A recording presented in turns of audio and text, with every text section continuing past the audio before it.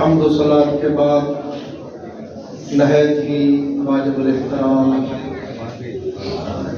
معزز و مکرم استاد العلماء حضرت علامہ مولانا قاری محمد انور بخشبندی صاحب دامت برکاتہ العالیہ، نہایت ہی واجب الاحترام انتظامیہ مسجد، نہایت ہی واجب الاحترام منتظمین محفل، نہایت ہی واجب الاحترام معزز و مکرم مہمانان گرامی، حاضرین مجلس، معاونین مسجد،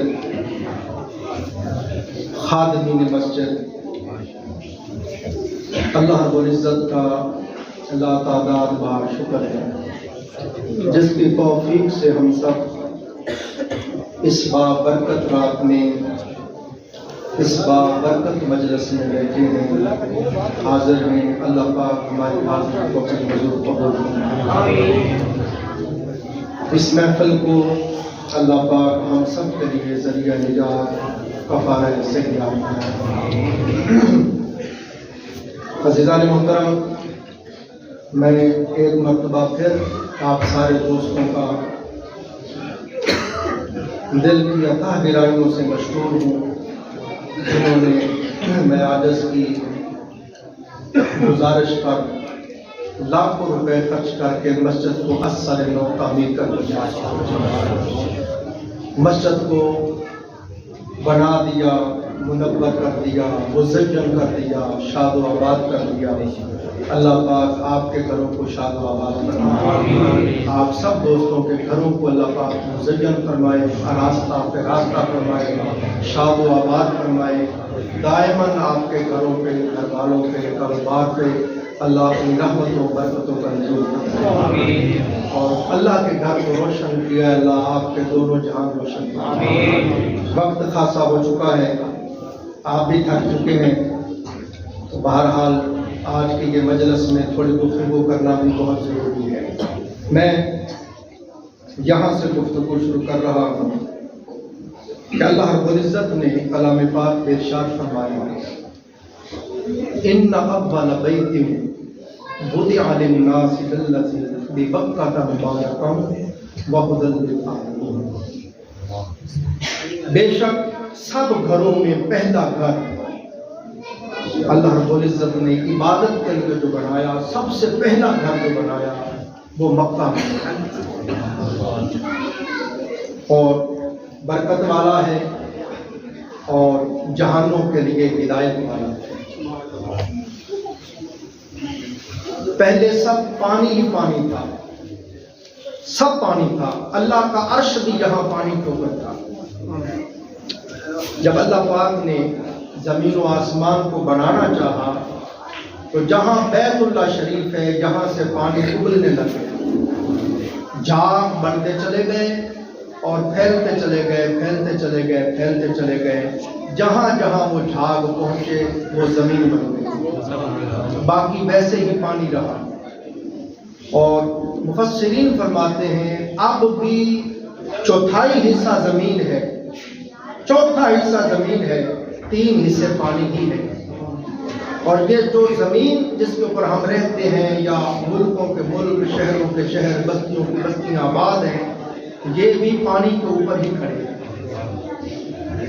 تو اللہ رب العزت نے سب سے پہلے جہاں سے یہ پانی ابلا، اس مقام پر اللہ رب العزت نے اپنے گھر بیت اللہ کو تعمیر کروایا، زمین کو بنایا، پھر آسمانوں کو بنایا، ملائکہ کو بنایا، عرش کو بنایا، کرسی کو بنایا، لوح و قلم کو بنایا، پھر ہر چیز کو اللہ پاک بناتا چلا گیا۔ اور یہاں سے ہی شہروں اور بستیوں کا آغاز ہوا۔ مکہ پاک کا ایک نام ام القریٰ ہے، ماں کو کہتے ہیں، اور قریہ بستی کو کہتے ہیں۔ ام القریٰ بستیوں کی ماں، یعنی جہاں سے بستیاں ساری کی ساری نکلی ہیں وہ مکہ پاک ہے۔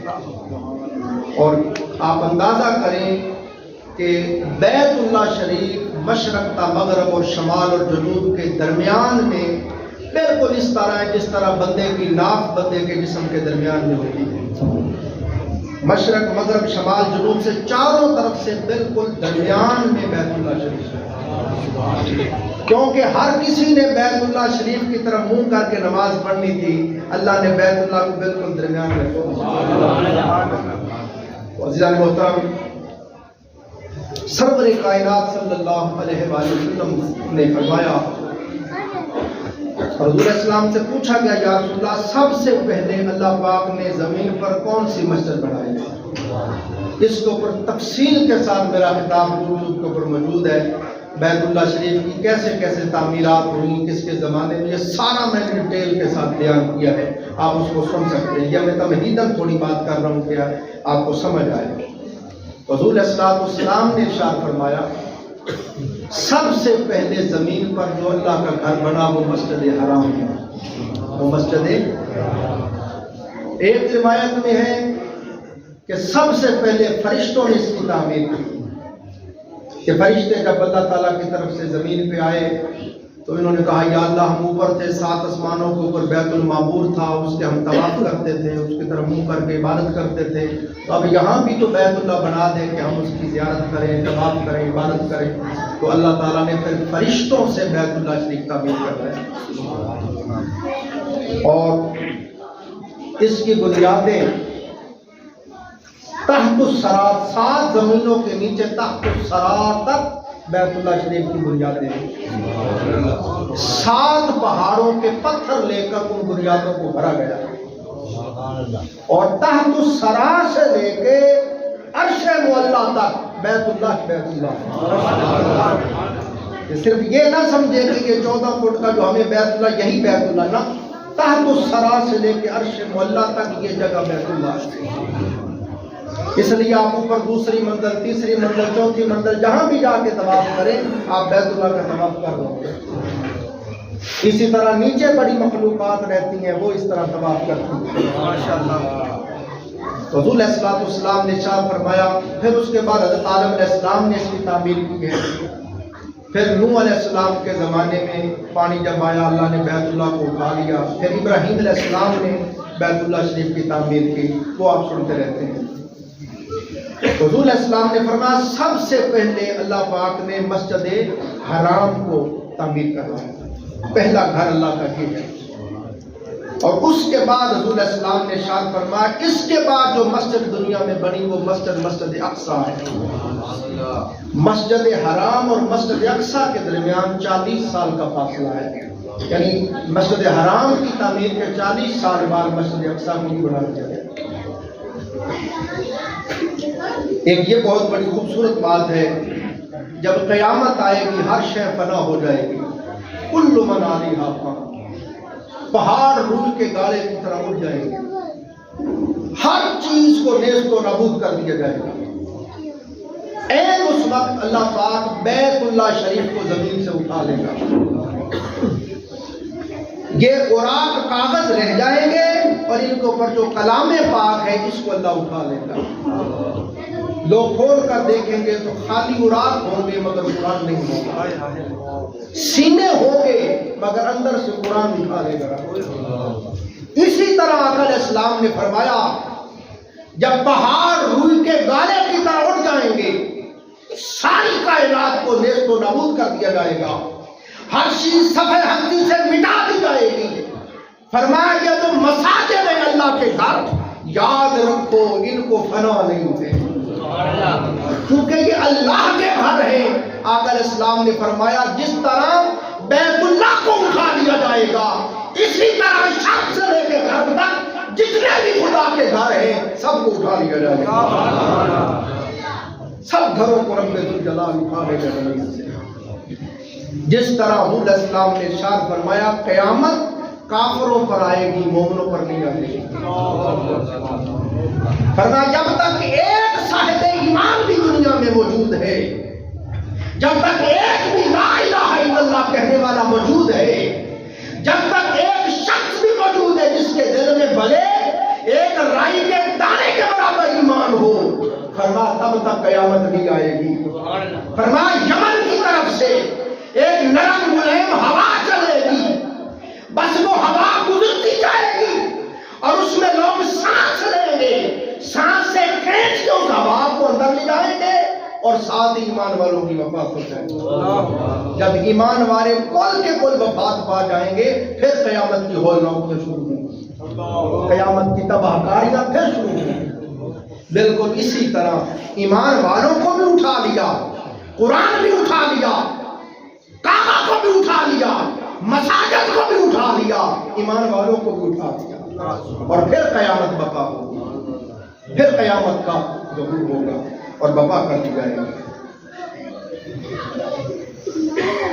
مکہ پاک سے آقا علیہ السلام نے ہجرت فرمائی, مدینہ پاک حضور تشریف لائے.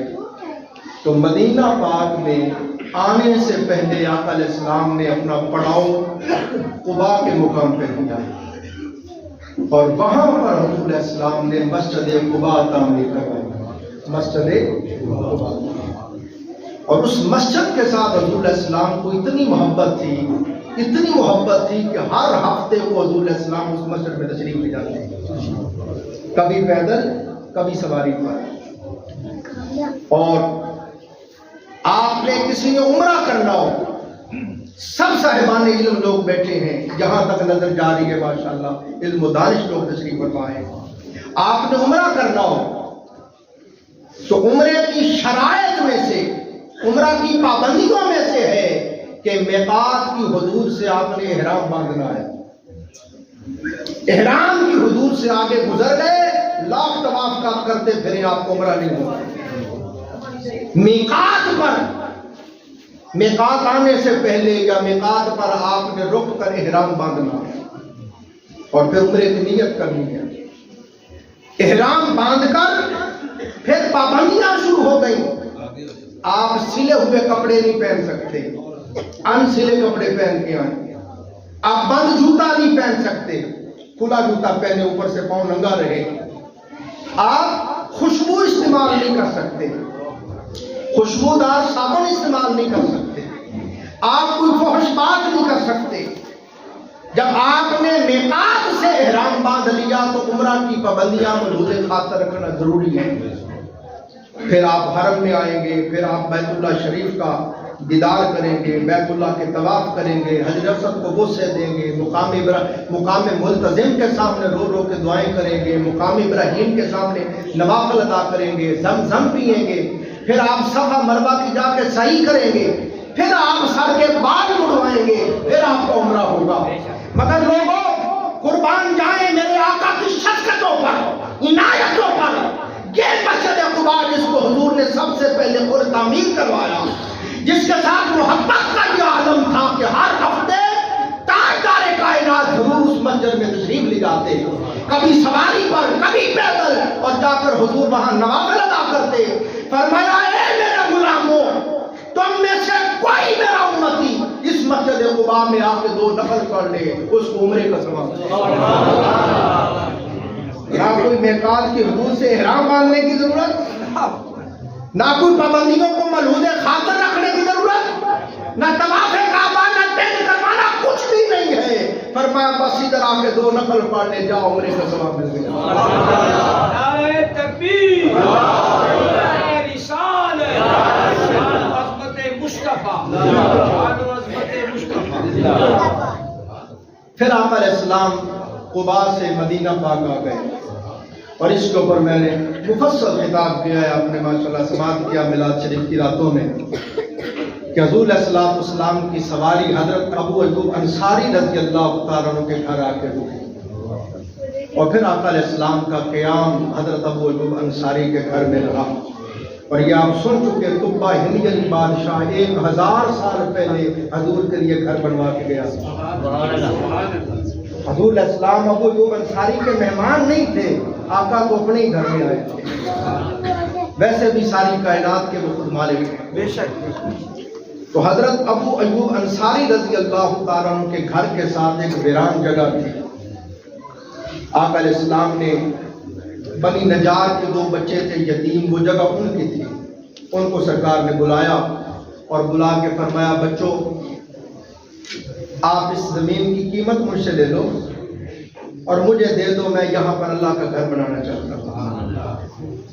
انہوں نے اس کی کملی والے آقا, ہم اس کا بدلہ نہیں چاہتے, ہم چاہتے ہیں کہ اللہ ہمیں اس کا بدلہ عطا فرمائے. ہم کوئی پیسے نہیں لینا چاہتے آقا، تو آپ ویسے ہی لے لیں. آقا علیہ السلام نے اس بات کو پسند نہیں فرمایا، فرمایا یتیم بچے ہیں نہیں ہم پیسے دیں گے. تو اس وقت مارکیٹ کے حساب سے اس زمین کے جو قیمت بنی، حضرت ابو بکر صدیق کو یہ سعادت ملی کہ وہ قیمت سیدنا ابو بکر صدیق نے ادا کی. آج جس مسجد نبوی کے دیدار کے لیے لوگ جاتے ہیں اور مسجد نبوی میں نماز پڑھنے کے لیے ترستے اور تڑپتے ہیں، وہ مسجد نبوی بھی سیدنا ابو بکر صدیق سرکار کی زمین خریدی ہوئی ہے. سبحان اللہ سبحان اللہ. اور پھر آقا علیہ السلام نے مسجد نبوی شریف کو تعمیر فرمایا. سب سے پہلی اینٹ تاجدار کائنات صلی اللہ علیہ وسلم نے اپنے ہاتھ سے خود رکھی، اور پھر تمام صحابہ جوق در جوق، ذوق شوق کے ساتھ، جذبے کے ساتھ شامل ہو گئے. پتھر اٹھا اٹھا کے لا رہے تھے، گارا بنا رہے تھے، مٹی لا رہے تھے، اور سب لوگ ایک ایک پتھر اٹھا کے لاتے تھے، مگر حضرت عمار دو دو پتھر اٹھا کے لاتے تھے. سرکار کو اتنا پیار آیا کہ حضور آگے گئے اور ان کی مٹی جھاڑی اور خوش ہوئے اور پیار کیا اور دعائیں دی کہ فرمایا عمار تم نے تو کمال کر دیا، ہر کوئی ایک ایک لاتا ہے، آپ دو دو پتھر لاتے ہو. اللہ اکبر. اس طرح سے آقا علیہ السلام نے مسجد نبوی شریف کو تعمیر کروایا. عزیزان محترم، یہ جو مسجد ہے یہ مسلمانوں کی آبادی کی علامت ہے. اب ہم تنگوشوں کے توجہ کے ساتھ آپ نے سننا ہے، انشاءاللہ ہم سب کو بہت فائدہ ہوگا. کسی بھی بستی کے اندر مسجد کا ہونا، مسجد کے اوپر مینار ہوتے ہیں، گنبد ہوتے ہیں، تو کوئی بندہ اس میں داخل ہوتا ہے تو اس کو پتہ چل جاتا ہے کہ بستی مسلمانوں کی بستی ہے. یہ علامت ہے اس شہر میں رہنے والے مسلمان ہیں. اور اسی طرح پھر یہ جو مسجدیں ہیں یہ اسلام کی عظمت اور شان ہے. اس لیے مسلمان، جس طرح آپ سارے دوستوں نے لاکھوں روپے لگا کے اس مسجد کو اتنا خوبصورت بنایا، آراستہ فراستہ کیا، مزین کیا. آپ کے سامنے یہاں غیر مسلم بھی رہتے ہیں، عیسائی بھی رہتے ہیں، ہندو بھی رہتے ہیں، سکھ بھی رہتے ہیں، بڑے بڑے خوبصورت مینار بناتے ہیں، خوبصورت گنبد بناتے ہیں. جب کوئی غیر مذہب، کوئی غیر مسلم ہماری مسجد کو دیکھتا ہے تو اس کے دل کے اندر سے آواز آتی ہے جن کی عبادت اتنی عظیم و شان ہے، ان کا مذہب کتنا عظیم و شان ہے. تو مسجد جو ہے، خوبصورت مسجد، عظیم و شان مسجد، یہ اسلام کی عظمت کی غمبازی کرتی ہے اور مسلمانوں کی عظمت کی غمبازی کرتی ہے. پھر جہاں پر بھی آپ کو پتہ ہے آقا علیہ السلام کے بعد پھر فتوحات ہوتی چلی گئی، شہروں کے شہر، ملکوں کے ملک فتح ہوتے چلے گئے. آقا علیہ السلام کا آرڈر تھا جو بھی علاقہ فتح ہو، جو بھی بستی فتح ہو، سب سے پہلے وہاں پر مسجد بناؤ. وہاں پر آقا علیہ السلام مسجد بنانے کا حکم فرمایا. اور پھر رسول اللہ السلام نے یہ خوشخبری سنائی، جو بھی مسجد بنائے اللہ تعالیٰ اس کے لیے جنت میں گھر بنائے گا. جو بھی مسجد بنائے اللہ تعالیٰ اس کے لیے جنت میں گھر بنائے گا. پھر آپ دیکھیں گے قرآن پاک ہے انما یعمر مساجد اللہ من آمن باللہ والیوم الآخر. اللہ پاک نے دو ٹوک فرما دیا، اللہ کی مسجدیں تو وہی آباد کرتا ہے جو اللہ پر اور یوم آخرت پر ایمان رکھتا ہے. اب اس کے اوپر میں گفتگو کرنا چاہتا ہوں. جب کہا آباد کرنا تو اس میں مسجد کو بنانا بھی ہے، مسجد کو منور کرنا، مزین کرنا، اس کے اندر چٹائیاں بچھانا، اس میں قالین بچھانا، روشنی کا انتظام کرنا، پانی کا انتظام کرنا، مؤذن کا، امام کا اہتمام کرنا. یہ سارے انتظامات جو کوئی کرتا ہے، جس کو دیکھو اپنی اپنی استطاعت کے مطابق جتنا اس کام میں حصہ لے رہا ہے مسجد کی خدمت میں، فرمایا دو ٹوک گواہی دے دو کہ یہ صاحب ایمان ہے، یہ مومن ہے. یہ دلیل ہے اس بات کی کہ یہ صاحب ایمان ہے. اگر صاحب ایمان نہ ہوتا تو کبھی مسجد کی خدمت نہ کر رہا ہوتا. اب سنتے جائیں. اسی طرح عزیزان محترم، جہاں بھی اہل ایمان ہوں گے ضروری ہے وہاں مسجد ہوگی. رسول السلام جب بھی لوگوں کو جہاد کر کے بھیجتے تھے تو حضور علیہ السلام حکم فرماتے ہیں کسی بھی بستی میں جاؤ، مثلا رات کے وقت آپ اس بستی میں پہنچے ہیں تو سرکار نے فرمایا سوئے ہوئے پہ حملہ نہ کرو، انتظار کرو صبح کا۔ دیکھو شاید وہاں سے اذان کی آواز آئے، کہیں ایسا نہ ہو تم سوئے ہوئے کو مار دو اور وہ مسلمان ہو۔ اگر اذان نہ ہو تو پھر بھی مارنے کی اجازت نہیں ہے، آگے بڑھ کر ان کو دعوت اسلام دو، اگر وہ دعوت اسلام قبول کر لیں تو فابیا، اگر دعوت اسلام قبول نہ کرے وہ تمہارے ساتھ لڑے تو آقا علیہ السلام نے فرمایا عورتوں کو مارنے کی اجازت نہیں ہے، بچوں کو مارنے کی اجازت نہیں ہے، جانوروں کو مارنے کی اجازت نہیں ہے، فصلوں کو برباد کرنے کی اجازت نہیں ہے، ضعیفوں کو بوڑھوں کو مارنے کی اجازت نہیں ہے، سوئے ہوئے کو مارنے کی اجازت نہیں ہے۔ اس کے بعد فرمایا پھر جو تمہارے ساتھ باقی کو مقابلہ کرتا ہے کرو، اگر نہیں کرتے وہ کہتے ہیں کہ ہم اپنے مذہب میں ہی رہیں گے مگر آپ کے تابع فرمان بن کے رہیں گے، آپ کی ریاست کو آپ کے مذہب کو کوئی نقصان نہیں پہنچائیں گے، تو فرمایا پھر بھی کچھ نہ کرو، یہ ہماری اسلامی ریاست ہے، یہاں پہ سب لیتے نہیں غیر مسلم سارے لوگ، یہ حضور السلام نے ریاست مدینہ کا دستور بنایا۔ آقا علیہ السلام نے حکم دیا کوئی بھی شہر، کوئی دیہات، کوئی بستی، کوئی محلہ ہے، فرمایا وہاں مسجد بناؤ، اور مسجد کا ہونا دلیل ہے کہ یہاں مسلمان رہتے ہیں۔ اور پھر آقا علیہ السلام نے حکم دیا کہ وہاں کے جو رہنے والے محلے دار ہیں، بستی والے ہیں، شہر والے ہیں، دیہات والے ہیں، ان پر لازم ہے، سرکار پاک نے فرمایا کہ وہ مسجد کی اذان کا انتظام کریں، مسجد بنائے تو مؤذن کا انتظام کریں، امام کا انتظام کریں، استاد کا اہتمام کریں جو تلاوت کلام پاک لوگوں کو سکھائے، اور عبادات کے ذریعے، نماز کے ذریعے، تلاوت کے ذریعے، ذکر و اذکار کے ذریعے فرمایا مسجد کو آباد کرنا محلے والوں پر واجب ہے۔ اسی طرح مسجد کو پاک صاف رکھنا اور مسجد کی تمام ضروریات کو پورا کرنا، یہ بھی اس بستی اور اس محلے والوں کی ذمہ داری ہے۔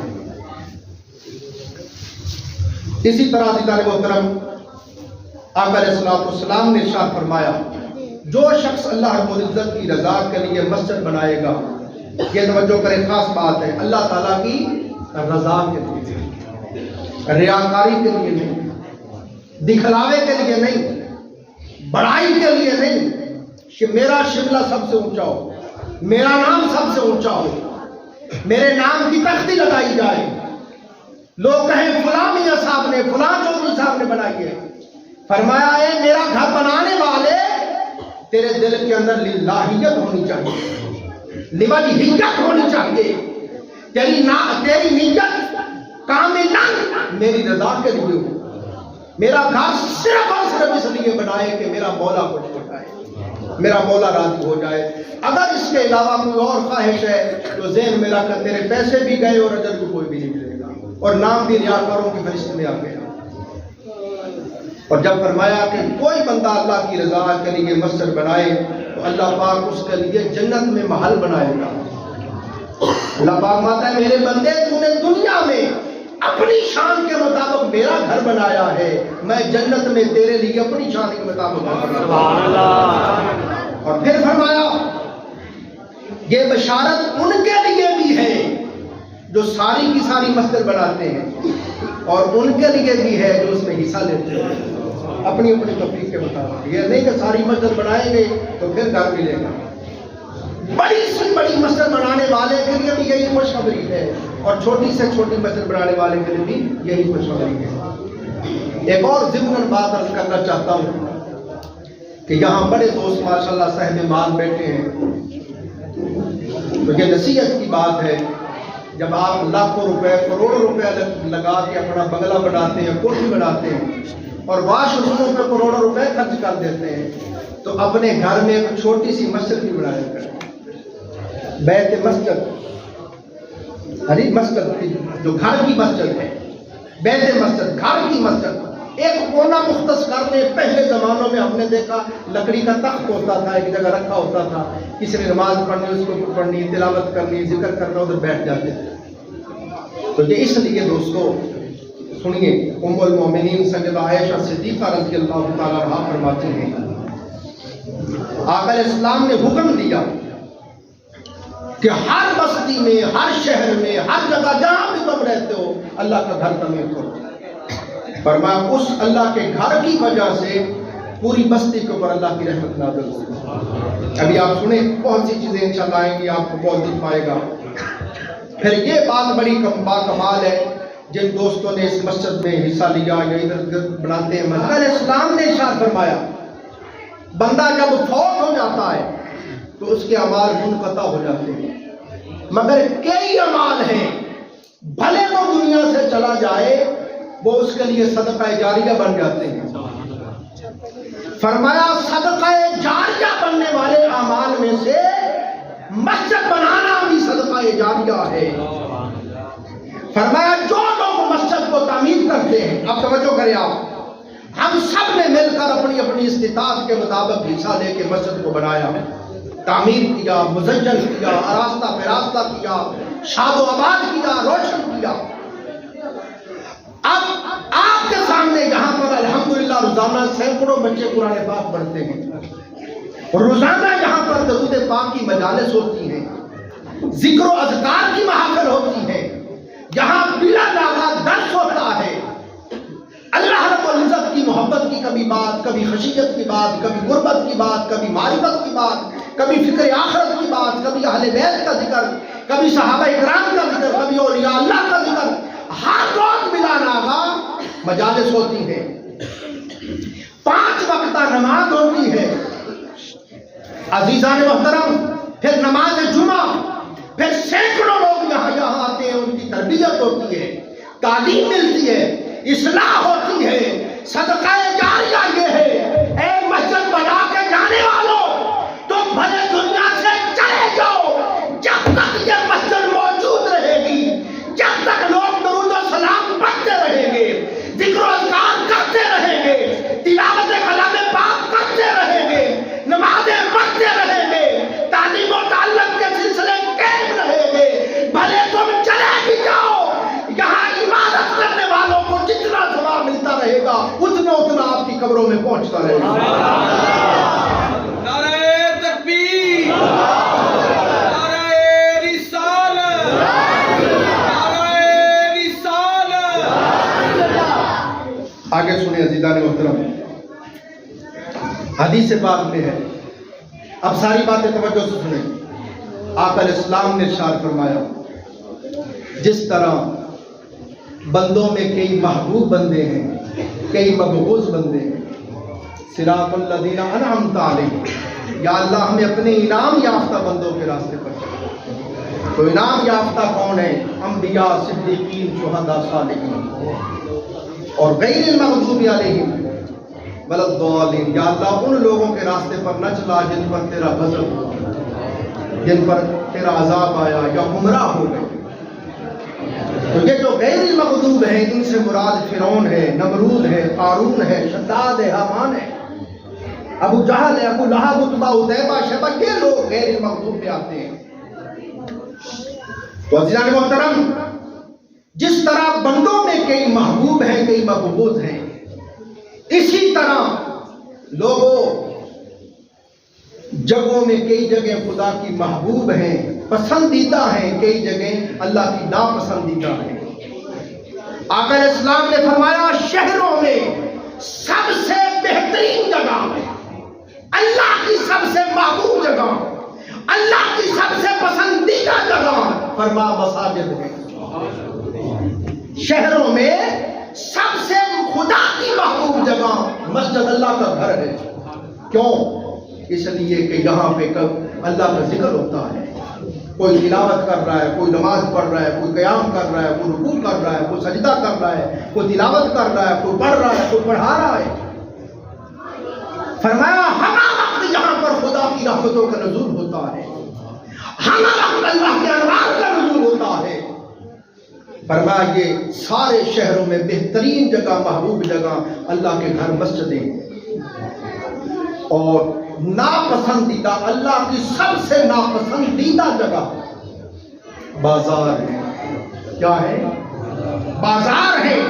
کیوں کہ بازاروں میں جھوٹ بولا جاتا ہے، بازاروں میں جھوٹی قسمیں کھائی جاتی ہیں، بازاروں میں ہیرا پھیری ہوتی ہے، بازاروں میں فریب کاری و مکاری ہوتی ہے، بازاروں میں غضب ہوتا ہے، بے ایمانی ہوتی ہے، کام تولا جاتا ہے، فسق و فجور ہوتا ہے۔ فرمایا اس لیے وہ جگہ خدا کی ناپسندیدہ جگہ ہے۔ مگر آپ غور کریں، نہایت ادب سے عرض کر رہا ہوں، میری طرف توجہ کریں، یہ مسجدیں جو خدا کی محبوب جگہ ہیں وہ آج ویران پڑی ہیں۔ ان مسجدوں میں نماز کے اوقات میں آپ آ کے دیکھیں، ایک سب بھی نمازیوں کی نہیں ہوتی، اور بازاروں میں جا کے دیکھیں، خدا کی قسم پیر رکھنے کی جگہ نہیں ملتی۔ آپ غور کریں، اپنے اپنے اندر جھانک کر دیکھیں، اپنے اپنے ضمیر کو جھنجھوڑ کر دیکھیں، پوچھئے ضمیر پتا تو خدا کی محبوب جگہ سے محبت کرتا ہے یا محبوب جگہ سے محبت کرتا ہے؟ اللہ کی محبوب جگہ تو یہ مسجد ہے۔ میلاد النبی کا دن بھی آتا ہے تو اللہ پاک فرما رہے ہیں سب سے محبوب جگہ مسجد ہے۔ مسجدیں خالی پڑی ہوتی ہیں اور آپ سب سے ناپسندیدہ جگہ بازار میں جا رہے ہوتے ہیں، جہاں مرد و عورتوں کا اختلاط ہوتا ہے، بد نظری ہوتی ہے، گناہ ہوتے ہیں۔ تو یہ بھی پیغام دیا کہ لوگوں مسجدیں جو ہیں یہ اللہ تعالیٰ کا محبوب جگہ ہے۔ اب پھر سنیں، جب کوئی بندہ مسجد میں نماز کے لیے آتا ہے، آقا علیہ السلام نے فرمایا جو اپنے گھر سے وضو کر کے مسجد میں آتا ہے وہ ایسے ہی ہے۔ آپ دیکھتے ہیں حج کرنے کے لیے، عمرہ کرنے کے لیے لوگ جاتے ہیں تو کئی ایئرپورٹ پہ جا کے احرام باندھتے ہیں، کئی جہاز میں باندھتے ہیں میقات سے پہلے، مگر کئی ایسے خوش بخت ہیں کہ وہ اپنے گھر سے ہی احرام باندھ کے چل پڑتے ہیں، وہ ساری پابندیاں قبول کر لیتے ہیں، وہ چاہتے ہیں سفر کا ایک ایک لحظہ، ایک ایک لمحہ میرا جو ہے اللہ کے عاشقوں والا ہو، میرا شمار خدا کے عاشقوں میں ہو، ہر گھڑی میری حاجیوں میں گزرے، یوں لگے کہ یہ حاجی جا رہا ہے۔ تو لوگ اپنے گھروں سے کئی اللہ والے احرام باندھ کے جاتے ہیں۔ فرمایا جو اپنے گھر سے وضو کر کے مسجد میں نماز کے لیے آیا وہ ایسے ہی ہے جیسے گھر سے احرام باندھ کے حج کے لیے۔ اور پھر آقا علیہ السلام نے ارشاد فرمایا جب نمازی نماز کے لیے مسجد میں آتا ہے تو اس کے ہر قدم پر اس کے گناہ معاف ہوتے ہیں، ہر قدم پر اس کو نیکیاں ملتی ہیں، ہر قدم پر اس کے درجات بلند ہوتے ہیں۔ اور آقا علیہ السلام نے حکم دیا کوشش کیا کرو جن کے گھر دور ہیں پیدل چل کے آیا کرو تاکہ تمہیں زیادہ سے زیادہ ثواب ملے۔ تمہارے ہر قدم کو لکھا جاتا ہے، قیامت کے دن تمہارے ترازو میں ہر قدم اللہ کی راہ میں اٹھنے والا لکھا جائے گا اور رکھا جائے گا۔ حدیث پاک میں آتا ہے بنو سلمہ کے لوگوں کا گھر مسجد نبوی سے کافی فاصلے پر تھا، تو انہوں نے کہا آنے میں دقت ہوتی ہے، وقت لگ جاتا ہے، تو انہوں نے دیکھا مسجد نبوی کے پاس کئی پلاٹ خالی تھے، تو انہوں نے کہا یہاں سے ہم جگہ لے لیتے ہیں اور مسجد کے قریب آ جاتے ہیں، یہاں گھر بنا لیتے ہیں۔ جب آقا علیہ السلام کو علم ہوا تو حضور علیہ السلام نے ان کو بلایا اور بلا کے آقا علیہ السلام نے منع فرمایا۔ آقا علیہ السلام نے فرمایا ایسا نہ کرو، جو تم چل کے آتے ہو ہر قدم پر تمہیں ثواب ملتا ہے، ہر قدم پر تمہارے گناہ معاف ہوتے ہیں، ہر قدم پہ تمہارے درجات بلند ہوتے ہیں۔ مگر فقہاء نے ایک اور بات بیان کی ہے، کہتے ہیں یہ بات متقین کے لیے ہے، اللہ کے عاشقین کے لیے، عارفین کے لیے، کاملین کے لیے ہے، وہ اللہ کی محبت میں دور سے پیدل آ جائیں گے۔ یہ ہمارے حاجی صاحب بیٹھے ہیں ماشاءاللہ، ان کا گھر کو سریا پر رکھے، وہاں سے پیدل آتے ہیں۔ حاجی زی صاحب ماشاءاللہ ادھر سے بنگلوں والے کو سے تشریف لاتے ہیں۔ تو جتنا دور سے بندہ مسجد میں آتا ہے اس کا اتنا زیادہ ثواب ہو جاتا ہے۔ مگر جو منافق ہے، آپ جانتے ہیں منافق کو مشکل ہوتی ہے، وہ بہانہ بنا لے گا، اتنی دور جانا پڑے گا، گھر ہی مار پڑ لیتے ہیں۔ تو منافق کے ثواب سے محروم رہتا ہے۔ اب عزیزان محترم سنیں، آقا علیہ السلام نے ارشاد فرمایا جو کوئی مسجد میں نمازیوں کے لیے روشنی کا انتظام کرے۔ اب موضوع کے حوالے سے گفتگو شروع توجہ کریں۔ آقا علیہ السلام نے مسجد میں چراغ جلانے، مسجد میں قندیلیں روشن کرنے، روشنی کا انتظام کرنے کی بہت فضیلت بیان کی ہے۔ آقا علیہ السلام نے ارشاد فرمایا دل پہ اب لکھنا، خصوصی طور پر ان لوگوں کے لیے یہ بڑی سعادت مندی کی بات ہے، بڑی خوشی کا باعث ہے یہ بات، جو ہر مہینے اپنی جیب سے پیسے دیتے ہیں بجلی کے بل کے، کہ مسجد میں پنکھے بھی چلتے رہے، اے سی بھی چلتے رہے اور روشنیاں بھی ہوتی ہیں۔ خوشی ہے ان لوگوں کے لیے۔ یہ محترم چودھری محرم صاحب بیٹھے ہیں، حاجی عبدالرشید صاحب بیٹھے ہیں، چودھری شہزاد صاحب بیٹھے ہیں، جتنے لوگ بھی ہمارے محلے دار، ہمارے نمازی، ہمارے احباب جو خصوصی طور پر پیسے ہر مہینے دے کے کہتے ہیں یہ بجلی کے بل میں ڈال دیں، اور خوشی ہے ان کے لیے۔ یہاں پہ میاں سعید صاحب فوت ہوئے، ان کے 40ویں پہ ان کا بھانجا آیا یہاں، اس نے دیکھا کام ہو رہا ہے، اس نے کہا یہ یہاں جتنے بورڈ لگنے رہے یہ سارے میں لے کے دوں گا۔ خوشی ہے اس کے لیے، سعادت مندی اور خوش بختی ہے یہ عمر بھائی کے لیے، جنہوں نے یہ ساری وائرنگیں کی اور ساری لائٹیں لا کے لگائی ہیں، آ کے یہ سارا انتظام کیا۔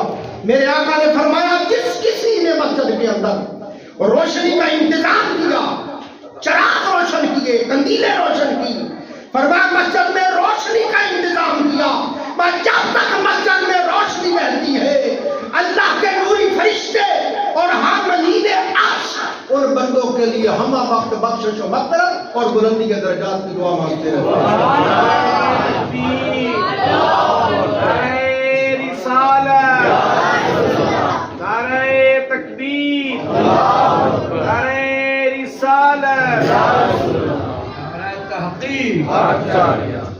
ایک روایت میں نے پڑھا جب کوئی بندہ مسجد میں روشنی کا انتظام کر دیتا ہے اللہ پاک 70,000 فرشتوں کی ڈیوٹی لگا دیتا ہے، 70,000 فرشتوں کی، کہ جب تک یہ روشنی رہے میرے اس بندے کے لیے بخشش مغفرت بلندی درجات کی دعا کرتا ہے۔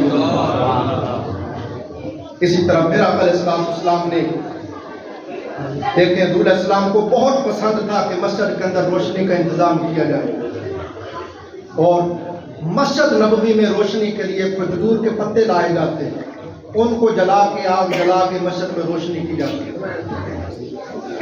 سب سے پہلے جس نے مسجد نبوی کے اندر قندیلیں روشن کی وہ حضرت تمیم داری رحمۃ اللہ علیہ، اور میں نے پڑھا حضرت تمیم داری رحمۃ اللہ علیہ ان عابدین، ان زاہدین اور ان خدا کے محبوب بندوں میں سے ہیں جو ہر رات پورا قرآن پاک پڑھتے تھے۔ حضرت تمیم داری رحمۃ اللہ علیہ شام گئے، وہاں سے قندیلیں اور تیل خرید کر لائے، انہوں نے قندیلوں میں تیل ڈالا اور پھر ان کو مسجد نبوی میں لٹکا دیا، اور جب رات ہوئی شام ہوئی تو انہوں نے پھر ان کو جلا دیا۔ جب مسجد روشنی سے جگمگ جگمگ کرنے لگی، تاجدار کائنات نے پوچھا یہ مسجد میں روشنی کس نے کی ہے؟ صحابہ نے بتایا آقا تمیم داری شام سے قندیلیں لایا ہے، تیل لایا ہے، تمیم داری نے روشنی کی ہے۔ میرے آقا نے فرمایا اے تمیم داری تو نے اللہ کے گھر کو روشن کیا ہے، اللہ تیرے دونوں جہان روشن کیا۔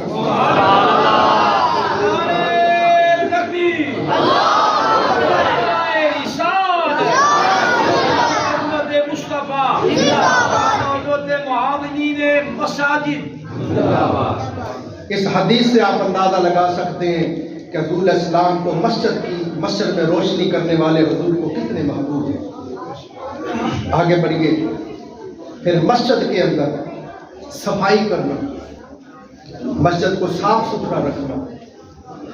میں اللہ تعالیٰ کے فضل سے یہ بات کہتا ہوں، مجھے مسجد کی صفائی سے عشق ہے، ایک ذرہ پڑا ہوا مجھے اس وقت تک چبھتا رہتا ہے جب تک اس کو اٹھا کر لیا۔ اب دیکھ لیں مسجد کی دیواریں دیکھیں چمک رہی ہیں، یہ 3-4 مہینوں کے اندر درجنوں بار ہم نے ساری مسجد کو دھویا اور صاف کیا۔ تو آقا علیہ السلام نے فرمایا توجہ کرنا، پہلے قرآن پڑھنا۔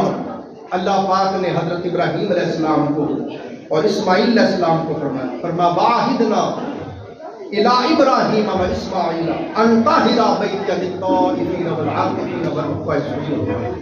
اللہ پاک نے حضرت ابراہیم علیہ السلام اور اسماعیل علیہ السلام سے عہد لیا کہ تم میرے گھر کو صاف ستھرا رکھو، طواف کرنے والوں کے لیے، اعتکاف کرنے والوں کے لیے اور رکوع و سجود کرنے والوں کے لیے۔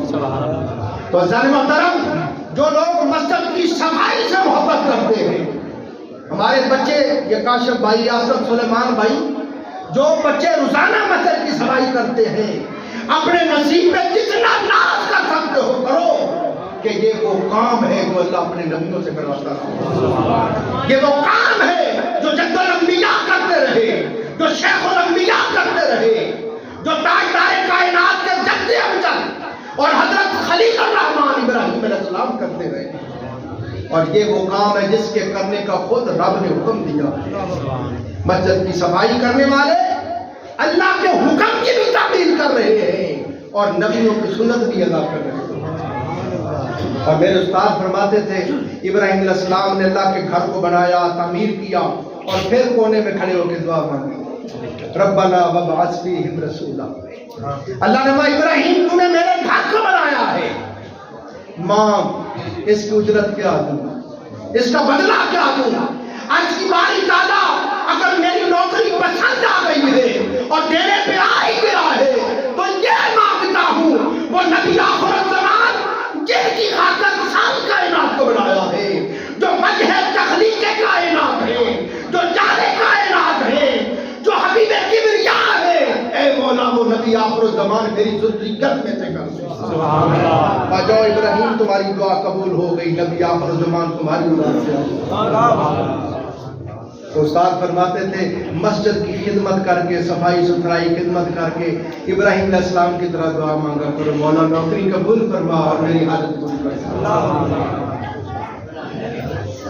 اور ذان محترم سنیے، ام المومنین سیدہ عائشہ صدیقہ رضی اللہ تعالیٰ عنہا فرماتی ہیں آقا علیہ السلام نے ہمیں حکم دیا ہر قریہ میں، ہر بستی میں، ہر محلے میں مسجد بناؤ، اور آقا علیہ السلام نے فرمایا پھر مسجدوں کو صاف ستھرا رکھو اور مسجدوں کو خوشبوؤں سے معطر و معمر رکھو۔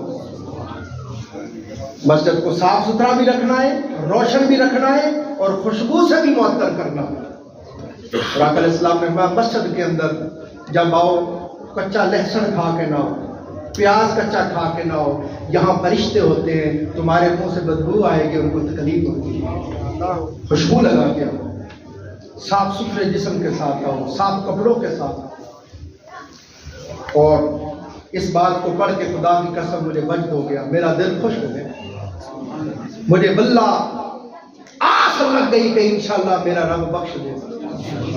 سبحان اللہ۔ ایک خاتون تھی، وہ مسجد کی خدمت کرتی تھی، مسجد نبوی کی صفائی کرتی تھی۔ اس وقت حضور کے زمانے میں عورتیں بھی آتی تھی، مرد بھی آتے تھے، تو وہ مسجد کی آ کے صفائی کرتی تھی۔ پھر وہ جو مسجد کی خادمہ تھی، صفائی کرنے والی تھی، اس کا انتقال ہو گیا۔ اب صحابہ کرام رضوان اللہ علیہ اجمعین جب شدید گرمی ہوتی تو آقا علیہ السلام کو جنازے کے لیے نہ بلاتے کہ سرکار کو کہے کہ یہ زحمت دینی ہے، ہم خود پڑھ لیتے ہیں۔ شدید سردی ہوتی، صحابہ کرام حضور کو نہ بلاتے۔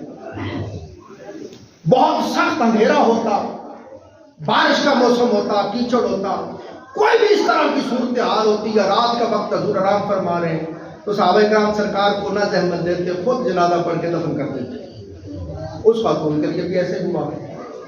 اچھا ایک اور بات آقا علیہ السلام نے ارشاد فرمایا، جب حضور کو پھر پتہ چلتا کہ فلاں فوت ہو گیا اور مجھے بلایا نہیں، جس طرح یہ عورت کا حضور علیہ السلام نے پوچھا وہ خاتون نظر نہیں آتی جو صفائی کرتی تھی، صحابہ کرام نے عرض کیا آقا وہ وفات پا گئی تھی۔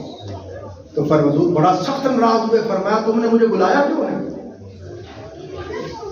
جب آقا علیہ السلام کو خبر پہنچتی کہ صحابہ کرام نے دفن کر دیا، جنازہ پڑھ دیا، دفن کر دیا، کہ سرکار کو کہے کہ یہ زحمت نہیں، تو آقا علیہ السلام ناراض ہوتے، सरकार फरमाते, ए लोगों, तुम्हारा कोई भी इंतकाल कर जाए, मैं मोहम्मद मुस्तफा को जरूर बुलाया करो।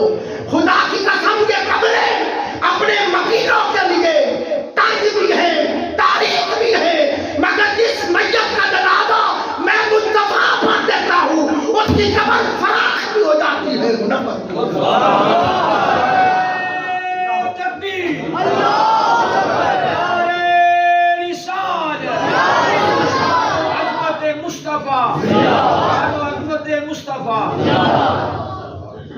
मोहतरम, ये इतना अजीम काम है कि हजूर इस्लाम ने फरमाया, सरकार नाराज हुए तो तुमने मुझे क्यों नहीं बुलाया, क्यों नहीं बताया? फरमाया आप मुझे उसकी कब्र पे ले चलो। आका इस्लाम खुद ताजदार कायनात उसकी कब्र पे तशरीफ ले गए। फरमाया ये कोई आम खातून नहीं थी कि मेरे मौला के घर की खादिमा थी, मेरे मौला के घर की खिदमत करती थी। मैं मुस्तफा खुद उसकी कब्र पे जाऊंगा। आका इस्लाम उसकी कब्र पे तशरीफ लाए और हजूर इस्लाम ने उनकी कब्र पे खड़े होकर जनाजा पढ़ा और फिर उसकी बख्शिश की दुआ मांगी।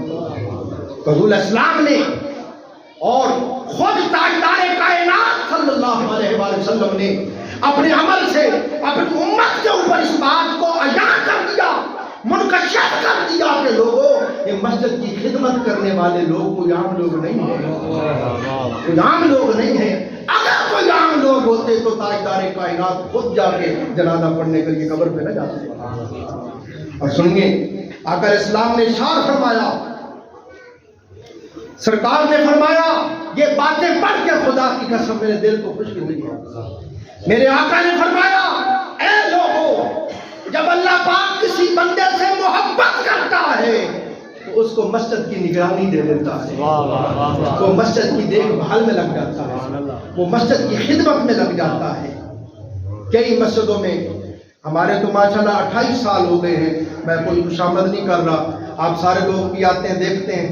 हमारे जितने भी यहाँ दोस्त हैं, मुझे कभी किसी ने तंग नहीं किया, कभी मुझे किसी ने नहीं पूछा मैं स्याही करूँ सफेदी करूँ, जो भी माड़ा चंगा काम करता हूँ आपके सामने। मगर कई मस्जिदों के अंदर कई लोग उलमा को, मुअज्जिनों को, खादिमों को बड़ा तंग करते हैं, बड़ी तकलीफ देते हैं। मैं आपसे कह रहा हूँ, ऐसा मुंतजिम बनने से बेहतर है कि खुदा की कसम मशर में ना आया करो। जिस बंदे ने अपनी आत्मा खराब करनी हो वो मुअज्जिनों को, इमामों को तंग करे। ये देखो पढ़ के सुना रहा हूँ, फरमाया कि खुदा के महबूब लोग हैं जो मस्जिद में सफाई करते हैं, मस्जिद की सुथराई का काम करते हैं, मस्जिद में अजान पढ़ते हैं, नमाज पढ़ाते हैं, बच्चों को पढ़ाते हैं, मस्जिद की खिदमत में लगे हुए, ये खुदा के चुने हुए लोग हैं, खुदा के महबूब लोग हैं।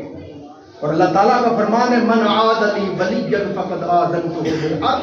बता दिया, मस्जिद जिसको अल्लाह पसंद करता है, जिसको अपना महबूब बनाना चाहता है, उसको मस्जिद की निगरानी खिदमत दे देता है। तो फरमाया, मन आदली वलियन फक़द आज़नतुहु बिल हक़। जो कोई किसी अल्लाह के वली को तकलीफ दे, अल्लाह फरमाता है मैं उसे जंग का चैलेंज करता हूँ। अल्लाह के साथ कौन जंग कर सकता है?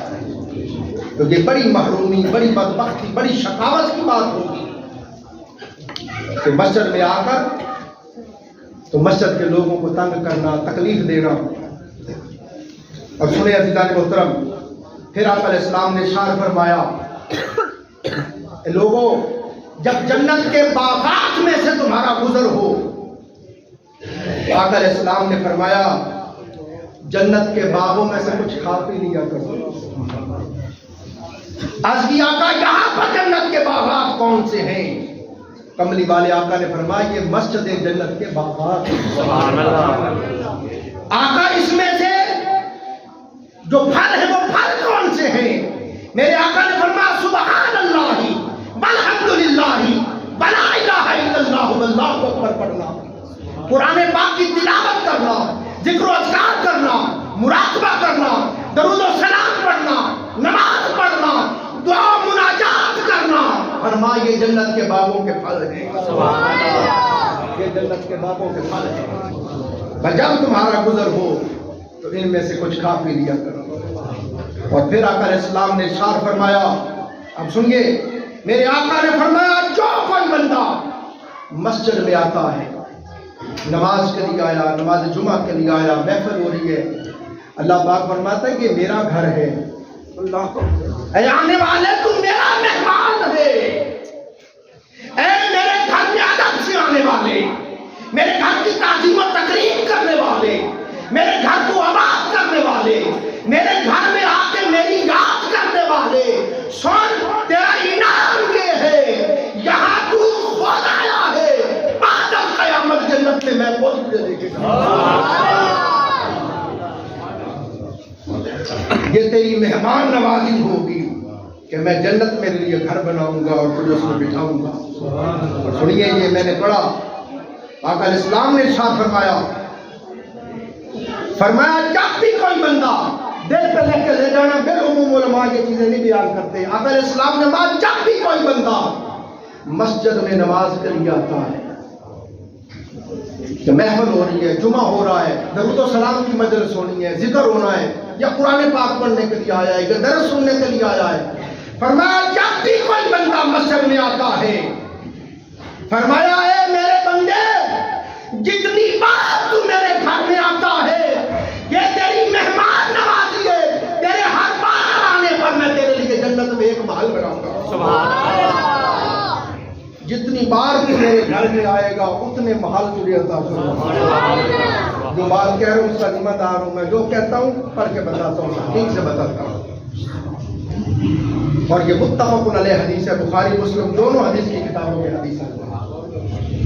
جو بندہ مسجد میں آتا ہے جتنی بار آتا ہے اللہ پاک فرماتا ہے میں اس کے لیے جنت میں اس کا گھر بناتا ہوں۔ سبحان اللہ، سبحان اللہ۔ بڑے سے بڑے مالدار کے پاس جاؤ وہ اتنی تقریب نہیں کرے گا، اتنی عزت نہیں دے گا، قربان جاؤں اپنے مولا کے کرم میں۔ اور پھر آقا علیہ السلام نے ارشاد فرمایا، آقا علیہ السلام نے فرمایا جو شخص گھر سے وضو کرتا ہے اور وضو کر کے مسجد میں آتا ہے، ایک تو بتایا وہ ایسے ہے جیسے گھر سے احرام باندھ کے جا رہے ہیں، اور دوسرا یہ ہے جسم پاک ہے، کپڑے پاک صاف ہیں، وضو کر کے آیا ہے تو وہ اہتمام سے مولا کو ملنے آ رہا۔ اللہ پاک فرماتا ہے میرے بندے میں تیری ہر ادا کو تک رہا ہوں، تو کتنا میرا عاشق ہے، کتنے پیار سے میرے ساتھ ملاقات کرنے کے لیے آیا ہے۔ اور آقا علیہ السلام نے ارشاد فرمایا، توجہ کریں کمال بات آئی، آقا علیہ السلام نے فرمایا اللہ پاک لوگوں کے گناہوں کو دیکھتا ہے، لوگوں کے گناہوں کو دیکھتا ہے، اللہ کی ذات کو جلال آتا ہے، شرابیں پی رہے ہیں، زنا کر رہے ہیں، سود کھا رہے ہیں، ملاوٹ کر رہے ہیں، دھوکہ دے رہے ہیں، کم توڑ رہے ہیں، گناہ کر رہے ہیں، اللہ کی ذات اقدس کو جلال آتا ہے کہ میں ان کو سب ہستی سے مٹا دوں۔ مگر آقا علیہ السلام نے فرمایا جب وہ اپنے گھروں میں دیکھتا ہے کہ کئی بندے نماز پڑھ رہے ہیں، کئی بندے قیام میں کھڑے ہیں، کئی رکوع میں کھڑے ہیں، سجدے میں کھڑے ہیں، تلاوت کر رہے ہیں، درود پاک پڑھ رہے ہیں، دعا مناجات کر رہے ہیں، اللہ پاک فرماتا ہے یہ جو لوگ میرے گھروں کو آباد کر کے بیٹھے ہیں انہیں دیکھ کے میری رحمت کو حیا میں خدا کی قسم یہ شہر یہ بستیاں اس لیے قائم ہیں کہ ان میں مسجد قائم ہیں اور ان میں نماز پڑھنے والے ذکر کرنے والے ہیں۔ اور پھر آقا علیہ السلام نے ایک اور بات فرمایا اسی طرح مسجد میں نماز پڑھنے والے مسجد کو آباد کرنے والوں کی وجہ سے عذاب نہیں آتا۔ اور نمبر 2 آقا علیہ السلام نے فرمایا سحری کے وقت جو استغفار کرتے ہیں، پچھلی رات کے پہر جو استغفار کرتے ہیں استغفر اللہ ربی من کل ذنب، ان کی وجہ سے مجھے میری رحمت کو حیا آ جاتی ہے کہ پچھلی رات کے پہر میرے بندے استغفار بھی کریں اور پھر میں عذاب بھی بھیجوں۔ عزیزان محترم، اور پھر آقا علیہ السلام نے ارشاد فرمایا یہ سرکار نے 7 آدمیوں کا بیان کیا ہے جن کو اللہ تعالیٰ قیامت کے دن اپنے عرش کے سائے کے نیچے بٹھائے گا۔ کتنے آدمی؟ 7 آدمیوں کا ذکر کیا۔ جب سورج بالکل سر پہ آ جائے گا، زمین آگ کی طرح جل رہی ہوگی، لوگ پسینوں میں ڈوب رہے ہوں گے، ہر سو نفسی نفسی کی پکار ہوگی، فرمایا اس دن جب نہ ماں بن رہی ہوگی، نہ باپ، نہ بھائی، نہ دوست، کوئی کسی کا نہیں بن رہا ہوگا۔ 7 لوگ ایسے ہیں جن کو اللہ تعالیٰ بلا کے اپنے عرش کے سائے کے نیچے بٹھا لے گا۔ میں نے کئی مرتبہ اس کو بیان کیا ہے، اس میں سے صرف ایک بندہ جس کو اللہ اپنے عرش کے سائے کے نیچے بٹھائے گا، اللہ کے عرش سے آواز آئے گی، کہاں ہے وہ لوگ جن کے دل میری مسجد میں لگے رہتے ہیں.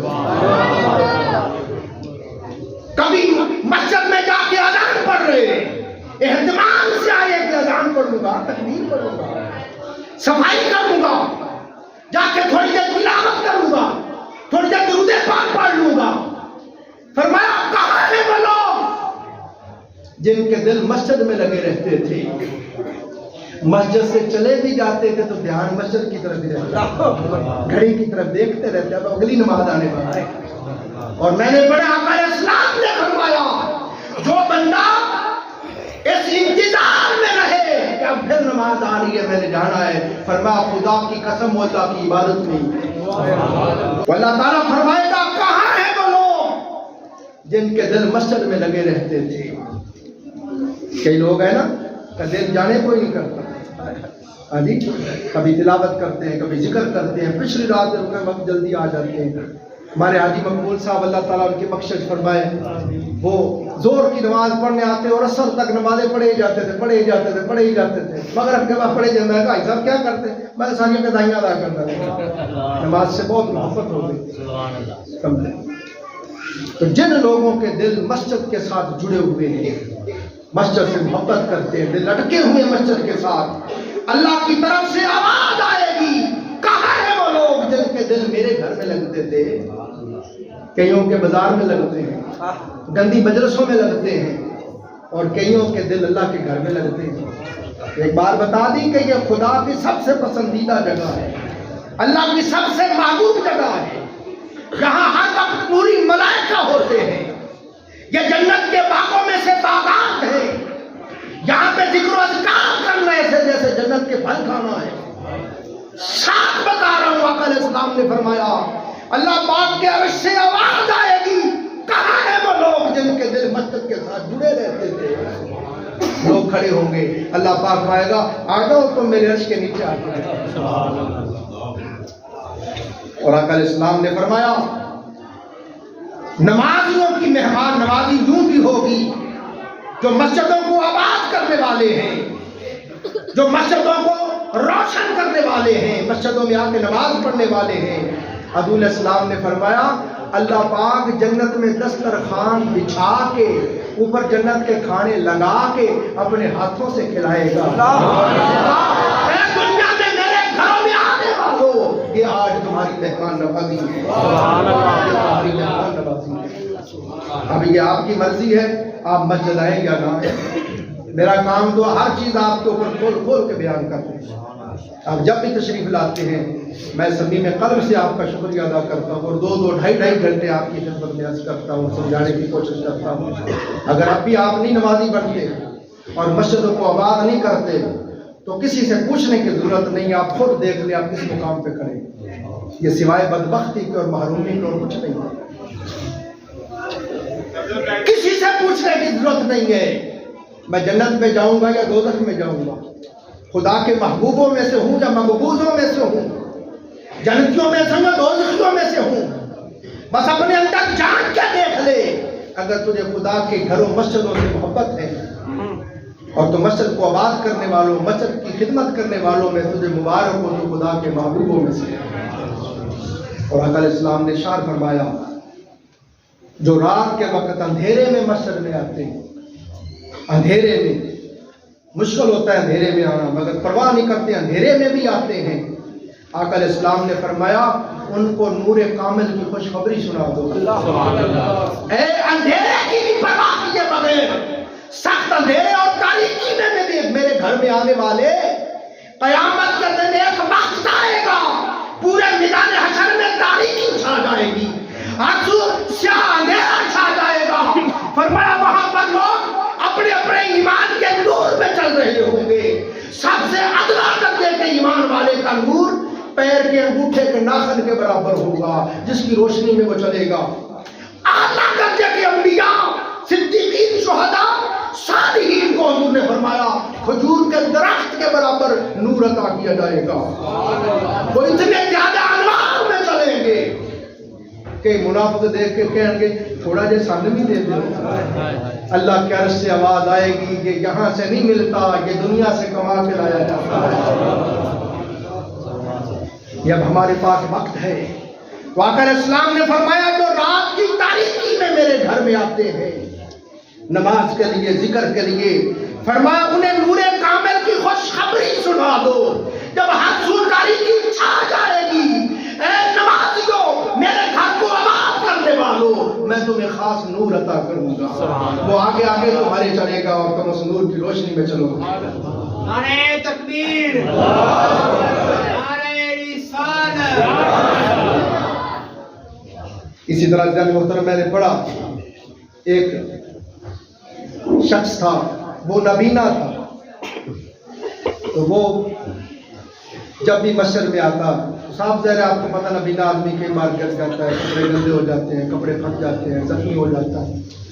تو گھر جاتا تو اس کی بیوی بہت ڈانٹتی, بہت ناراض ہوتی کہ میں تنگ آ گئی آپ سے, آپ ہر نماز میں کپڑے گندے ہو کر کے آ جاتے ہیں, زخمی ہو کے آ جاتے ہیں, خون سے لٹ پٹ ہو کے آ جاتے ہیں. تو ایک دن اسی طرح وہ گئے تو بیوی بڑی سخت ناراض ہوئی, اس نے بہت ڈانٹا, بہت ناراض ہوئی, بڑی لڑی. تو وہ رونے لگ گیا, میرے مولا تجھے پتا ہے تیرے گھر میں آئے بغیر میرا گزارا نہیں ہے, میرے اللہ میں مجبور ہوں, اب میں کیا کروں. آتا ہوں تو میری بینائی میں بار بار گر جاتا ہوں, کپڑے خراب ہوتے ہیں, بیوی کو تکلیف ہوتی ہے, وہ ناراض ہوتی ہے, ڈانٹتی ہے. اے مولا تیرے لیے کیا مشکل ہے میری آنکھوں کو روشن کرنے. روتے روتے روتے روتے سو گیا, اٹھا تو خدا کی قسم آنکھیں روشن ہو گئی. نماز سے محبت, مسجد سے محبت کی بنا سے نعرہ رسالت, خادمین مسجد, عظمت خادمین مسجد.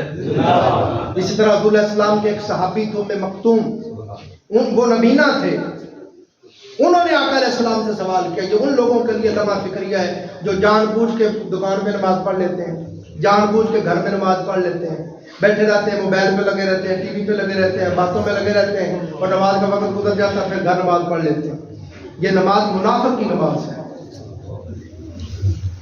تو اس صحابی نے عرض کی یا رسول اللہ لجپال آقا آپ جانتے ہیں میں نبینا ہوں, مجھے آنے میں بڑی مشکل ہوتی ہے, مجھے لانے والا بھی کوئی نہیں, لے جانے والا بھی کوئی نہیں, تو مجھے آتے ہوئے آقا بڑی دقت ہوتی ہے, بڑی تکلیف ہوتی ہے. تو حضور آپ اجازت فرما دیں میں گھر میں نماز پڑھ لوں. تو آقا اجازت ہے میں گھر میں نماز پڑھ لیا کروں. آقا علیہ السلام نے فرمایا اذان کی آواز تیرے کانوں میں آتی ہے؟ عرض کی جی آقا آتی ہے. فرمایا پھر تمہیں کیسے اجازت دی جا سکتی ہے کہ گھر میں نماز پڑھ. یہ دل میں لکھ کے لے جانا, جو لوگ مسجد کو آباد کرتے ہیں, ایک تو خدمت سے کیا, نماز کے ذریعے جو مسجد کو آباد کرتے ہیں, یہ اللہ کا گھر ہے, یہ اللہ کا گھر خوش ہو کے اس کو دعا دیتا ہے یا اللہ اس نے مجھے آباد کیا تو اس کے گھر کو آباد کر دے. اور جو لوگ اللہ کے گھر میں نہیں آتے, مسجد کو آباد نہیں کرتے, مسجد سے محبت نہیں کرتے, کملی والے آقا نے فرمایا مسجد بد دعا دیتی ہے. اس سے بڑی بات کیا بتاؤں, تاجدار کائنات جو سراپے رحمت تھے, جو وما ارسلناک الا رحمۃ للعالمین ہے, جن کو اللہ نے سراپے شفقت بنایا, سراپے رحمت بنایا, وہ کملی والے آقا بے نمازیوں سے اتنے ناراض ہوتے کہ ایک دن حضور نے فرمایا میرا جی چاہتا ہے جو مسجد میں نہیں آئے میں لکڑیوں کا گٹھا لے لوں اور جا کے ان کے گھر کو آگ لگا کے راہ کر دوں, جلا. آقا علیہ السلام نے اس قدر ناراضگی کا اظہار کیا کہ جو لوگ مسجد میں نماز کے لیے نہیں آئے.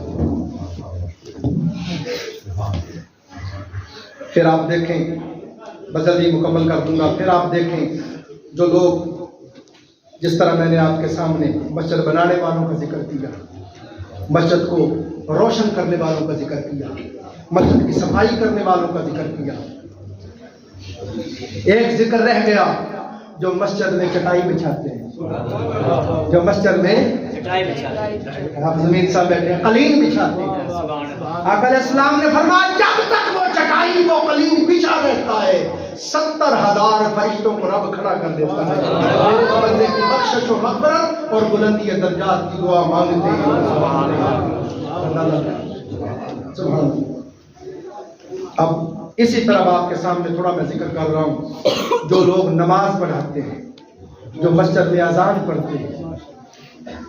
آپ دیکھیں عزیزان محترم, ساری دنیا کے شہنشاہ اور بادشاہ اور وزراء اور صاحبان مال اور صاحبان عہدہ و منصب جمع ہو جائیں، جو مصلی رسول پہ کھڑا ہو کے نماز پڑھانے والا امام ہے، یا جو منبر رسول پہ بیٹھ کے حضور علیہ السلام کی تعلیمات پڑھانے والا عالم ہے، بڑے سے بڑے مال والا، بڑے سے بڑے عہدے اور منصب والا، اس امام اس عالم کے قدموں کی گرد کے برابر نہیں ہو سکتا۔ کیوں؟ کہ دنیا میں اس سے بڑا کوئی منصب ہی نہیں ہے مصلی رسول پہ کھڑا ہوا۔ یہ مصلی تاجدار کائنات کا مصلی ہے، یہ امام الانبیاء کا مصلی ہے، یہ حبیب کبریا کا مصلی ہے۔ تو جس کو اس مصلی پہ کھڑے ہونے کی سعادت ملی ہے، سوچو اس کی شان کتنی بلند ہوگی۔ امام نماز پڑھاتا ہے، آپ غور کریں، بڑے سے بڑے مرتبے والا ہو، پیچھے کھڑا ہے، امام کے قدم ہوتے ہیں، اس کا سر ہوتا ہے۔ پھر آپ دیکھیں، بڑے سے بڑا بادشاہ ہو، بڑے سے بڑا طاقتور ہو، بڑے سے بڑا منسٹر ہو، وہ امام کے پیچھے کھڑا ہو کے نماز پڑھتا ہے۔ وہ یہ نہیں کہتا کہ میں وزیر اعظم ہوں، میں آگے کھڑا ہوں۔ بات سمجھ رہے ہیں؟ یہ ایسا منصب ہے۔ پھر عزیزان محترم، آقا علیہ السلام نے ارشاد فرمایا، جو بندہ کسی مسجد میں، توجہ ہے نہیں، جو بندہ کسی مسجد میں 7 سال مسلسل امامت کروائے، کتنی دیر؟ ایک ہی مسجد میں 7 سال امامت کروائے، الحمدللہ ثم الحمدللہ، مجھے یہاں 28 سال ہو گئے۔ میں نے سب سے پہلے یہاں پہ نماز پڑھانی شروع کی اور 28 سال ہو گئے یہاں پہ پڑھا رہا ہوں۔ نعرہ تکبیر، نعرہ رسالت، نعرہ حیدر۔ اور میرے دل کی تمنا ہے کہ میں نماز پڑھا رہا ہوں، میرا سر سجدے میں اور میری موت، یہ میرے دل کی تمنا ہے۔ میں اللہ کے حضور التجا کرتا ہوں، دعا مانگتا ہوں۔ تو فرمایا جو بندہ صرف 7 سال مسلسل ایک ہی مسجد میں نماز پڑھائے، آقا علیہ السلام نے فرمایا اس پر جنت واجب ہو جاتی ہے۔ اور پھر آقا علیہ السلام نے حکم دیا، جو مؤذن کسی مسجد میں 40 سال اذان پڑھے، اللہ کی رضا کے لیے 40 برس اذان پڑھے، فرمایا اس پر بھی جنت واجب ہو جاتی ہے اور بغیر حساب کتاب کے وہ جنت میں جائے گا۔ اور قیامت کے دن سارے مؤذنوں کا جلوس بنایا جائے گا، سب مؤذنوں کو اکٹھا کیا جائے گا اور سب مؤذنوں کی گردنوں کو لمبا کر دیا جائے گا، سروں کو اونچا کر دیا جائے گا، سارے مؤذن پیچھے پیچھے ہوں گے اور ان کے امام اور تاجدار سیدنا بلال حبشی ہوں گے، اور وہ سارے کے سارے مؤذن اذان پڑھتے ہوئے میدان حشر میں آئے گے، اور اللہ پاک ان کی گردنوں کو اونچا کر دے گا، لوگوں کو دکھائے گا، دیکھو یہ وہ ہے جو میرے نام کو بلند کرتے تھے، آج میں نے بلند کر دیا۔ اور استاد علامہ غلام سعید صاحب حدیث لائے اپنی سند سے، وہ فرماتے ہیں کہ جو بندہ مسجد میں اذان پڑھتا ہے، جس طرح انبیاء علیہ السلام کے لیے فرمایا، حضور صاحب سلطان بہو رحمۃ اللہ علیہ نے نور الہدیٰ میں لکھا ہے کہ انبیاء علیہ السلام کے جسم پر اللہ نے مٹی کو حرام قرار دے دیا کہ ان کے جسموں کو کھائے، انما حرم علی الارض ان تاکل اجساد الانبیاء فرحمۃ اللہ علیہ، میں اللہ کے نبی زندہ ہیں، ان کو رزق دیا جاتا ہے اور مٹی پر ان کو کھانا حرام قرار دے دیا گیا ہے۔ تو انبیاء کے جسم کو قبر کی مٹی نہیں کھاتی، شہداء کے جسم کو نہیں کھاتی، فقراء اولیاء صالحین کے جسموں کو نہیں کھاتی، عالم عمل کے جسم کو نہیں کھاتی، اور مؤذن کے جسم کو قبر کی مٹی نہیں کھاتی۔ جس نے اللہ کے لیے اذان پڑھی اس کے جسم کو بھی قبر کی مٹی نہیں کھاتی، اور کثرت کے ساتھ جو درود و سلام پڑھتا ہے اس کے جسم کو بھی قبر کی مٹی نہیں کھاتی۔ اب اللہ کرے، بس ختم کر رہا ہوں۔ پھر آقا علیہ السلام نے ارشاد فرمایا، جب لوگ نماز پڑھتے ہیں تو اللہ کی رحمت نازل ہوتی ہے، تو فرمایا سب سے پہلے امام کے اوپر نازل ہوتی ہے، پھر امام کے بعد اس کے پیچھے مکبر جو اس کے اوپر نازل ہوتی ہے، پھر دائیں، پھر بائیں، پھر دائیں، پھر بائیں، پھر اس طرح ساری مسجد میں پھیلتی ہو جاتی ہے۔ پھر آپ دیکھیں امام کو اللہ نے کس قدر عظمت دی ہے۔ آپ اپنے گھر میں نماز پڑھیں، ایک ہی نماز کا ثواب ہے۔ آپ غیر جامع مسجد جس میں جمعہ نہیں ہوتا اس مسجد میں باجماعت نماز پڑھیں، 27 نمازوں کا ثواب ہے۔ آپ جامع مسجد میں باجماعت نماز پڑھیں، 500 نمازوں کا ثواب ہے۔ آپ مسجد نبوی شریف میں पढ़ें, नमाज एक पढ़ेंगे सवाब 50,000 नमाजों का मिलेगा। आप बैतुल्लाह शरीफ में नमाज पढ़ें, नमाज एक पढ़ेंगे सवाब 1,00,000 नमाज का मिलेगा। इमाम की अजमत और शान का अंदाजा करें। आका इस्लाम ने फरमाया इमाम के पीछे जितने लोग नमाज पढ़ते हैं, बस जामे मस्जिद है उसमें 500 बंदा नमाज पढ़ रहा है और हर बंदे को 500 नमाज का सवाब मिल रहा है। हर बंदे को 500 का नमाज सवाब मिला और 500 बंदों के नमाज के सवाब को इकट्ठा कर लो, तन्हा इमाम को इतना सवाब मिला, नमाज पढ़ाने वाले को इतना सवाब मिला। आप अंदाजा करें, सुभान अल्लाह। तो इस पे बात खत्म कर रहा हूँ। मुअज़्ज़िज़ान मोहतरम, सरवर कायनात सल्लल्लाहु अलैहि वसल्लम ने हुक्म दिया है कि तुम्हारा खाना मुत्तकीन के सिवा कोई न खाए। तवज्जो करना, आका इस्लाम ने फरमाया तेरा खाना मुत्तकी लोग खाएं। हुज्जतुल इस्लाम इमाम गज़ाली रहमतुल्लाह अलैह इस पे बहस करते हैं। ये आखिरी पैगाम है मेरा। फरमाते हैं कि इसलिए फरमाया आका इस्लाम ने कि जब तू एक नेक आदमी को, आलिम को, मुत्तकी को, साले को, दरवेश को, अल्लाह वाले को खाना खिलाएगा तो उसके बदले में उसके जिस्म में जो ताकत आएगी उस ताकत को वो अल्लाह के दीन की खिदमत में गुजारेगा। बस उसने खाना खाया, जिसमें ताकत आई, उसके बाद उसने कई बच्चों को कुरान पाक पढ़ा दिया, कईयों को हदीस पाक पढ़ा दी, कईयों को नेकी का हुक्म दे दिया, नमाज की तरगीब दिला दी, बुराई से मना कर दिया। फरमाया अब वो उस ताकत के साथ उसने जितना नेकी का काम किया, कुरान पढ़ा दिया, हदीस पढ़ा दी, लोगों को अल्लाह वाला बना दिया। फरमाया ए खाना खिलाने वाले, ये खाना तेरे लिए सदका जारिया बन गया, ये खाना तेरे लिए सदका जारिया हो गया है। और अगर फरमाया फासिक फाजर को खाना खिलाएगा तो वो उसके बदले फिर ताकत आएगी, फिर उसके बदले गुनाह करेगा। तो तूने गुनाह में मदद की, तूने गुनाह में मदद की है। और इस तरह फरमाया सदका तो तेरा हो ही गया, फरमाया तूने नेकी में मदद की है। और ये बात हज़रत इमाम गज़ाली रहमतुल्लाह ने सारी कमाल लिखी, मुझे बस्ट हो गया पढ़ के। आप फरमाते हैं कि एक बुजुर्ग ढूंढ ढूंढ के औलिया को, सूफिया को, उलमा को, दीन के तालिब इल्मों को ढूंढ के लाते और उनको खाना खिलाते, बड़े इत्मीनान के साथ अल्लाह वालों को खाना खिलाते, मस्जिद के खादिमीन को खाना खिलाते। किसी ने कहा कि आप बाकी फकीरों को भी खिलाया करें, बेहतर है कि बाकियों को भी खिलाया करें।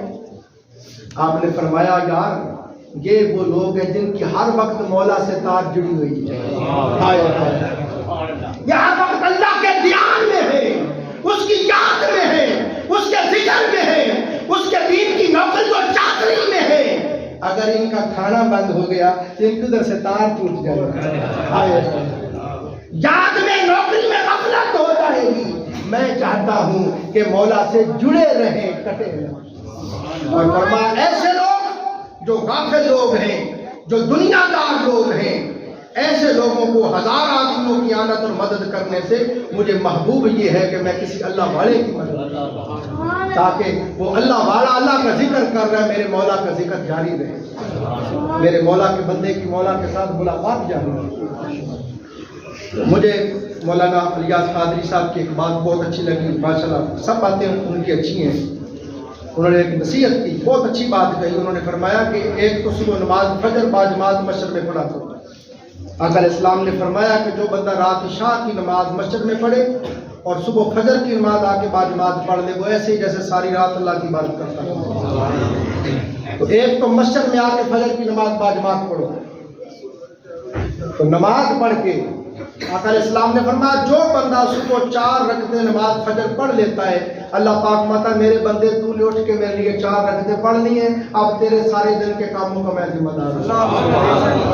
तूने मेरा काम कर दिया, अब दिन के तेरे काम मैं करूंगा। मेरी तरफ से तेरे लिए रहमत आएगी, बरकत आएगी, मदद आएगी, नुसरत आएगी, आसानियां पैदा कर दी जाएगी। तो दूसरा फरमाने लगे कि आप जब घर से निकलते हैं गाड़ी में, मोटरसाइकिल में, तो इत्मीनान के साथ पैसे लेके जाते हैं कि जाके जो भी रास्ते में साइल मिलेगा अली इशारे पर या किसी जगह उसकी मदद करेंगे। तो उन्होंने फरमाया एक तो मस्जिद में आके नमाज पढ़ा करो اور دوسرا جو بھی خیرات کرنی ہے، جو مسجد میں صفائی کرتے ہیں، اذان پڑھتے ہیں، مسجد کی خدمت کرتے ہیں، ان کی کیا کریں۔ اچھی بات ہے۔ جہاں کہیں بھی آپ بڑی دور دور سے آئے ہوئے ہیں، جہاں جہاں بھی آپ رہتے ہیں، جو لوگ مسجد کی خدمت کرتے ہیں، ان کو روزی روٹی کی فکر سے بے فکر کر دیں، تاکہ دل جمی کے ساتھ وہ کام کریں، دل جمی کے ساتھ خدمت دین کرتے رہیں۔ اب دیکھیں جی، میرا اگر گزارا نہیں ہوگا، میں کہوں گا ادھر ٹیوشن پڑھا لوں، ادھر بھی جا کے جمعہ پڑھا لوں، ادھر بھی مدرسے میں چلا جاؤں، یہ بھی کروں، سمجھے؟ اگر میرا گزر بسر صحیح ہوگا تو میں دل جمی کے ساتھ مطالعہ کرتا رہوں گا، پڑھتا رہوں گا، آپ کو پڑھاتا رہوں گا، سمجھے؟ تو آپ نے خیرات تو کرنی ہے، سب سے پہلے ایسے لوگوں کو پر خیرات کریں، ایسے لوگوں پہ خرچ کریں جن کی زندگی اللہ کے دین کی نوکری میں بسر رہے گی، وہ دین کی خدمت کر رہے ہیں۔ جہاں بھی جس بھی علاقے میں جس بھی محلے میں آپ رہتے ہیں تو علماء کی خدمت کریں۔ رسول اللہ علیہ السلام نے فرمایا من زار عالما فکأنما زارنی، جس نے عالم کی زیارت کی گویا اس نے میں محمد مصطفیٰ کی زیارت کی۔ فرمایا من صافح عالما فکأنما صافحنی، جس نے کسی عالم سے مصافحہ کیا گویا میں محمد مصطفیٰ سے مصافحہ کیا۔ من جالس عالما فکأنما جالسنی، جو عالم کی مجلس میں بیٹھا فرمایا گویا میں محمد مصطفیٰ کی مجلس میں بیٹھا، اور فرمایا جو عالم کی مجلس میں بیٹھے گا اللہ جنت میں اس کو میری مجلس میں بٹھا دے گا۔ بس دوستو، یہ میرا آج کا پیغام تھا۔ ایک بہت بڑے بزرگ ہوئے حضرت یحییٰ برمکی، حضرت یحییٰ برمکی رحمۃ اللہ علیہ، حضرت سفیان ثوری، بہت بڑے اکابر محدثین علماء اولیاء میں سے ہوئے، ہمارے اسلاف و صالحین میں سے۔ حضرت یحییٰ برمکی ہر مہینے 1000 درہم ان پہ خرچ کرتے ہیں، ہر مہینے 1000 درہم ان پہ خرچ کرتے ہیں۔ اور یہ حضرت سفیان ثوری سر سجدے میں رکھ کے رو کے کہتے مولا یحییٰ برمکی نے میری دنیا کی کفایت کی ہے، دنیا کی کفایت کی ہے، اے مولا تو اپنے لطف و کرم سے اس کی آخرت کی کفایت کرنا۔ جب حضرت یحییٰ برمکی انتقال کر گئے، کسی کو ملے، گھر والوں کو ملے، اور پوچھا حضور کیا بنا؟ کہا جو سفیان ثوری کی خدمت کرتا تھا اس کے صدقے رب نے بخش دیا۔ تو یہ میرا پیغام ہے۔ میں نے کوشش کی کہ ہر چیز کو لاؤں، مسجد کی تعمیر کا ذکر ہوا، مسجد کی خدمت کا ذکر ہوا، صفائی ستھرائی کا ذکر ہوا، مؤذنوں کا ذکر ہوا، اماموں کا ذکر ہوا، چٹائیوں کا ذکر ہوا، روشنائیوں کا ذکر ہوا، سارے ماشاءاللہ ذکر ہو گئے۔ اللہ تعالیٰ ہماری مجلس کو قبول فرمائے۔ انشاءاللہ شب برات پر اسی طرح تربیتی نشست ہوگی، مسلمان بھائی کے مسلمان بھائی پہ کیا حقوق ہیں، یہ والا ہمارا موضوع ہوگا۔ اس کے اوپر انشاءاللہ شب برات کا خطاب ہوگا۔ اللہ تعالیٰ سمجھ لے اور عمل کرنے کی توفیق عطا فرمائے۔